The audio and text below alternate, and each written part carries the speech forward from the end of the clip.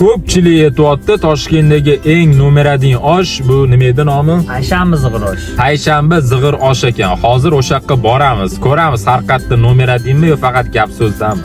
Payshanba zig'ir oshi Qushbegida joylashgan filialiga keldik. O'tiradigan joylari ko'p ekan. Ichkarida hovlisi ham bor ekan. Lekin biz u yo'lga kirmadik. Odam kamroq joyda o'tiraverdik. Kelishimiz bilan mana bunaqa salatlarni har xilidan olib kelishdi. Bu yoqda ozodaligi juda qattiq qarashar ekan. Qoyillik, ofitsiantlarning muomalasi ham yaxshi. Kelganda ma'mini skaner qilsanglar taomnoma chiqadi. Bu yoqda o'zi faqat zig'ir osh bor ekan. Shoh akam bitta 07 aytdilar. Narxi 46500 ekan. Ma'mi tuz idishlarni qaranglar. Ajoyib. Oshni 5 daqiqaga yetmasdan olib kelishdi. Mana o'sha hamma maqtayotgan osh. Ko'rinishi narxiga arziydimi, nima deb o'ylaysizlar? Bilasizlar, men oshni yoqtirmayman. Shoh akam bo'lsa mazza qilib oshni tiqdilar. Men ungacha ustoz Eshon akamizning propaganda degan videolarini ko'rib o'tirdim. Mana chek, narxlar meni nazarimda arzon. Yana bilmadim, endi sizlar bilasizlar, narxi arzonmi, qimmatmi? Narxlarni ko'rdinglar, biz sekin duo qilib ketdik. Osh qalay ekan, Shoh aka yoqdimi osh?